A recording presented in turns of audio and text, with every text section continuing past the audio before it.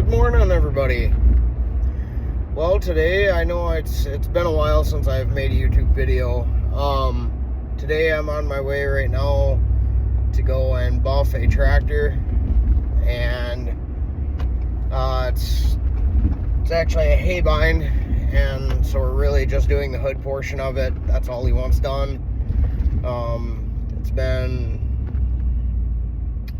well, I'd say about a year since I did any buffing on anything. So this morning I went through and got all my stuff rounded up and my wool pads, and come to find out I couldn't find my backer pad for my buffer, so it was a little bit irritated this morning, and then I went and looked at my other shed and it was in a box, so thank God. But anyway, we're on our way. I will try to I don't have my tripod with me, so I can't do a live video of the step-by-step of it, but I will definitely go through with you guys on the end result. I'll try to catch a little bit of video right before I start. Really, we're just going to be doing a two-step process. First, we'll go by with wiping it down with some cleaner, and then my plan is to just use Mist-A-Cut, which I have in a finish cut Wizards bottle. It was in a big 1-gallon jug, and it was just bulky to move around. So anyway, we'll be using the Mist-A-Cut, and then some, I think it's called Show Shine by Wizard, at the end, just to wipe all the swirls and stuff off. And yeah, that'll be that. I'm hoping it should take me no more than 4 hours. The back of the hood, where like the radiator is, where it gets really hot, that's showing some real signs of fading, so that could be a longer process. I hope not, but we'll see. Catch you guys in a little bit. Here's a clip of what I've started with. I did one little section here. Here's the 7-inch wool pad I'm using, and then, like I said, this isn't finished cut, it is the Mist-A-Cut. I just switched it into this bottle. Here's what we're working with on the top.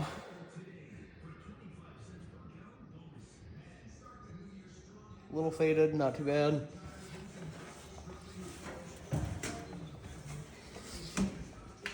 And here's the side. If you look up at it, you can kind of see the fading in a little bit, and then that's where I just did. And here's the back, where it's quite a bit worse.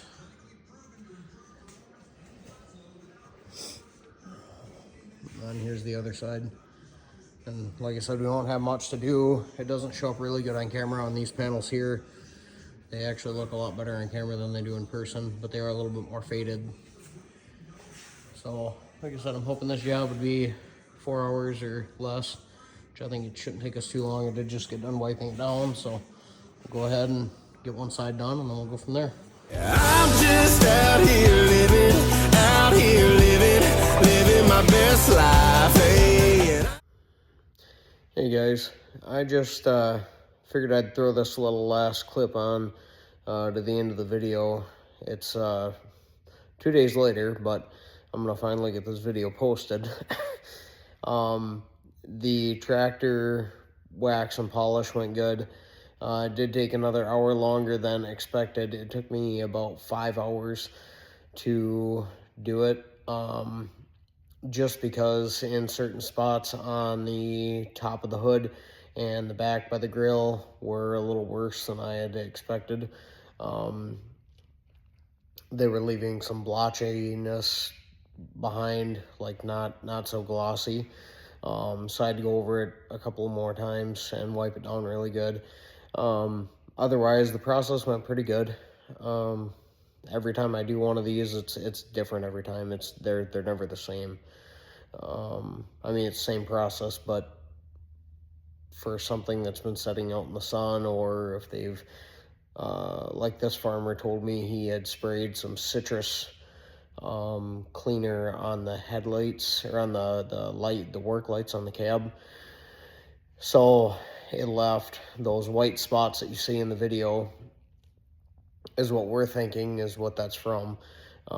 If you guys know of what that actually is, he thinks it's a citrus cleaner he sprayed on the work lights that are right above it.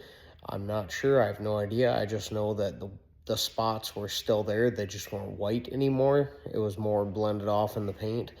And on farm equipment, that is going to get used and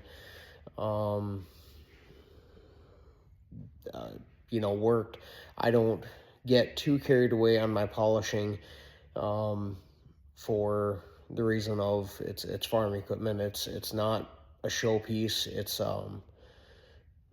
farm equipment. So I do have another video probably coming up here soon. I have a guy at work. He wants me to polish his wheels. It's on a like a 90s Chevy half ton, and they're pretty cooked. They're pretty bad with brake dust, and I don't know what's really under them. I wiped a little bit with my finger to see if I could see any clarity under there. It looks like there's some decent wheels underneath, but I did just order some stuff from Zephyr to add to my arsenal of polishing stuff. I know I don't charge enough for polishing, but I'm not a professional polisher by no means. I do a pretty good job, I feel like, for someone that uses their vehicle for work or just wants it to look nice and be upkept a little bit. So I do feel like I do a pretty good job. Is it perfect? Nope, not a chance. But for someone that learned off of this app right here, YouTube, I feel like I do all right, and I learned some off TikTok. So yeah, anyways, guys, if you have questions, comments, whatever, if you like the video, if you want to see more of that, I can definitely do my best at trying to get more of these videos out of polishing. I enjoy doing it. The stuff doesn't stink. It's not terrible to work with. My shoulders get a little bit of a workout moving that big buffer around, but other than that, it's not terrible work. The polishing, on the other hand, I do it because I like the outcome, but really that's a lot more labor intensive, just because that that polisher is running at a very high RPM, and you're dealing with some spots that could be sharp areas or what have you, and that it does kick back sometimes. Thankfully, knock on wood, I've never been hit in the face by the buffer, but I've seen pictures and videos. I'm very cautious with my equipment. But yeah, if you guys have any comments or thoughts or opinions on the process or whatever, yeah, just go out and try it. That's all I did. I went out and I tried it, and I figured I kind of liked it, so I keep doing it. I do it for just odds and ends, help people out whenever I can. So we'll catch you guys later. Like and subscribe if you like the video. Thanks.